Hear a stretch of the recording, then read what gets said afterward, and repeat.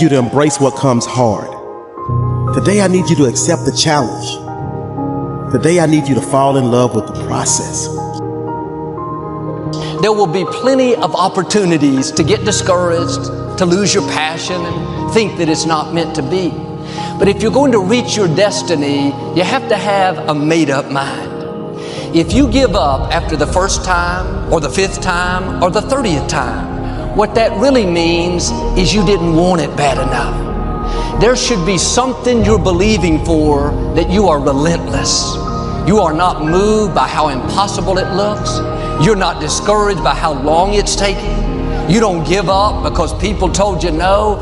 Your attitude is, if I have to believe my whole life, I am not going to stop believing. I am not going to take no for an answer. I'm not going to settle for mediocrity. I'm going to keep pursuing what was in my heart. And ask ourselves, what do I really want? What do I really want? And write it down. Writing causes thinking. Thinking creates an image. And you get these images going, you're building a vision in your mind. It's the visionaries that's changed the world. Think of that. But what keeps that competitive edge, what keeps you on top, is the ability to think and prepare mentally over and over and over again. The body has limitations, the mind does not. We focus so much on what goes on from the neck down that we forget it all starts from here. Everything starts from there. If you're not mentally ready, you're never really physically prepared. And that's where the preparation starts. What would your life be like as you look toward the future if you decided, I'm not going to allow my fears to stop me? And I'm saying to you, whatever you got to do it, because if you don't, life is going to whoop you until you surrender. So when you're young and you make mistakes, don't let them eat you up. Because everybody that done made it, done made them. You got to fail in order to win. Hey, look, man, to understand how to hit the game-winning shot, you got to miss the game-winning shot. You know, you got to be tough, because the road to success is always under construction. It's never a clear path to success. The people who become successful are the people who have a relentless attitude. And you just got to hang in there through the bad breaks, because the bad breaks is coming, but they usually come right before the big break is about to happen. You get a series of bad breaks and it stumbles up a lot of people. My life and my success is to say to anyone, you can stumble, you can fall, you can get back up again. No matter what you face, no matter how bad it is going to be, when there is a challenge, and by a challenge I mean anything in life, any challenge, anything that you're facing, the only way to overcome the challenges that you face is to start walking.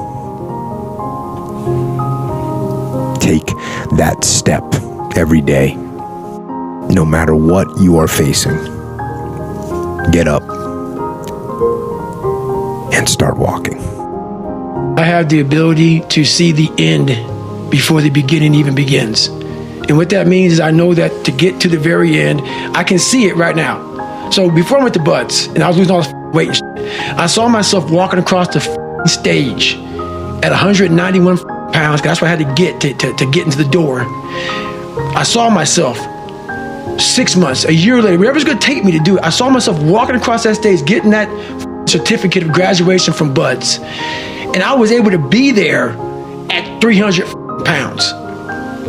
And that feeling that I was nowhere near that feeling, I was able to put myself there 1,000,000 times every day. And that feeling of like, my God, that is gonna feel amazing. That's what made me suffer.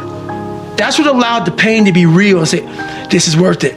I want to feel for this next 18 months, it took me 18 months to finally become a Navy SEAL, to finally, just get through buds. 18 months, it's 6 months, it took me 18. That's what woke me up every morning, was I'm gonna put myself through this much pain and suffering for a few seconds. That's all it is.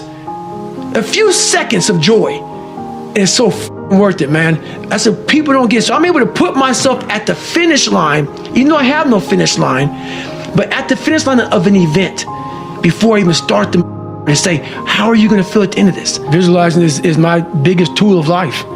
That's why I've been able to put myself in cold water, put myself in a 100-mile race millions of times before I've done it. And I'm able to go through the race and see how I'm going to feel at mile 50, almost to the exact feeling. Right, so when it comes up, it's no surprise. It's no surprise. I've already done this a million times.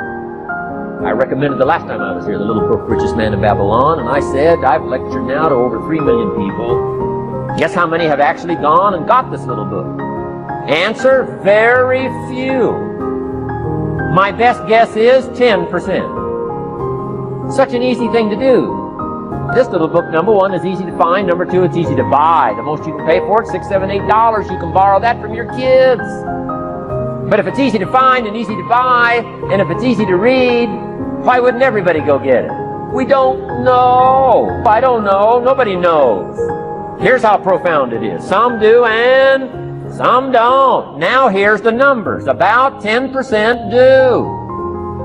We don't know the mystery of that. And I'm telling you, 10 years from now, those numbers will still be the same. The numbers don't change. Only the faces change. I used to belong to the 90%. Who couldn't be bothered even if it was easy. How many people have a library card? Answer, 3%. 97% couldn't be bothered. Guy specializes in happy hour, but he doesn't have a card. And now readily and quickly blames the government and blames his company and blames the pay scale. Here's my advice to you today. Walk away from the 97%. Don't talk like they talk. Don't go where they go. Don't act like they act. Don't specialize in what they specialize in. Throw away the blame list they cling to. You got to be consciously conscious today, because your environment can hypnotize, mesmerize, and paralyze you. The other thing is, take full responsibility for your life. Oscar Wilde once said, responsibility is what we expect from somebody else. This is very true. Most people dread accepting responsibility. That's just a fact of life, and we can see it in operation every day. We can see ourselves getting hot under the collar when the dentist keeps us waiting, and we're sitting there reading old magazines when our appointment was 30 minutes ago. And we don't stop to think that we forgot to mail in this month's mortgage payment. We can see ourselves growing angrier and angrier because a business contact is supposed to call at noon, and here it is almost 2 o'clock, and the phone still refuses to ring. But we don't stop to think about the calls we ourselves have forgotten to return while we've been so busy fuming. We can see ourselves writing an angry letter to the airline because a flight was delayed, but we don't write an angry letter to ourselves when we're late for something, even though that might not be a bad idea at all. Yes, we can see avoidance of responsibility all the time in both our personal and professional lives. And here's something else we can see just as often. We can see that most people aren't as successful as they wish they were. Do you see there's a connection between these two very common phenomena? I certainly do, and by the end of this session, I hope you'll agree with me. I hope you'll understand that it's in your best interests to take responsibility for everything you do.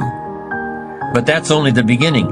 I'm also going to suggest that many times it's even best to accept responsibility for the mistakes of others, especially when you're in a managerial or leadership role. I can hear you saying, what? Accept responsibility for someone else's mess-ups? Why would I want to do something like that? Well, that's a fair enough question, and over the next few minutes, I'll try to answer it. One of my weak points in my personal life is I don't like technical stuff. So even though I have to be on Twitter and Instagram and Facebook, I don't care for that. So guess what? I find somebody who loves to do that. You know, I find somebody who has a strength where I have a weakness, and I partner with them. All you're trying to do is get to the goal. No one gets there by themselves. Everybody needs help. Now, when you know what you got going for you, be confident, not cocky. Managing your strengths, knowing what they are, and don't let nobody talk you out of it. And that gets you fight ready. You get fight ready like that. You got to know you. Helps you develop your skills. All the while, you're developing your strength. You just got to keep developing the strength. Don't let anybody talk you up. At the same time, you must work on improving your weaknesses. So I've had to, in spite of myself, get on Instagram, get on Twitter, get on Facebook. I got to do the videos whether I want to or not, because the world is moving to social media. If I had as many followers as Kim Kardashian, I probably wouldn't even have to do this TV show. During the years when professional basketball was just beginning to become really popular, Bill Russell, who played center for the Boston Celtics, was one of the greatest players in the pro league. He was especially known for his rebounding and his defensive skills. But like a lot of very tall centers, Russell was never much of a free throw shooter. His free throw percentage was quite a bit below average, in fact. But this low percentage didn't really give a clear picture of Russell's ability as an athlete. And in one game, he gave a very convincing demonstration of this. It was the final game of a championship series between Boston and the Los Angeles Lakers. With about 12 seconds left to play, the Lakers were behind by 1 point, and Boston had the ball. It was obvious that the Lakers would have to foul one of Boston's players in order to get the ball back. And they chose to foul Bill Russell. And they chose to foul Bill Russell. This was a perfectly logical choice, since statistically, Russell was the worst free throw shooter on the court at that moment. If he missed the shot, the Lakers would probably get the ball back, and they'd still have enough time to try to win the game. But if Russell made his first free throw, the Lakers' chances would be seriously diminished, and if he made both shots, the game would essentially be over. Bill Russell had a very peculiar style of shooting free throws. Today, no self-respecting basketball player anywhere in America would attempt it. Aside from the question of whether it's an effective way to shoot a basket, it just looked too ridiculous. Whenever he had to shoot a free throw, the 6'11" Russell would start off holding the ball in both hands about waist high. Then he'd squat down, and as he straightened up, he'd let go of the ball. It looked like he was trying to throw a bucket of dirt over a wall. But regardless of how he looked, as soon as Bill Russell was fouled, he knew the Celtics were going to win the game. He was absolutely certain of it. Because in a situation like this, statistics and percentages mean nothing. There was a much more important factor at work, something that no one has found a way to express in numbers and decimal points. Simply put, Bill Russell was a player who wanted to take responsibility for the success or failure of his team. He wanted the weight on his shoulders in a situation like this. No possibility for excuses, no possibility of blaming anyone else if the game was lost, no second guessing.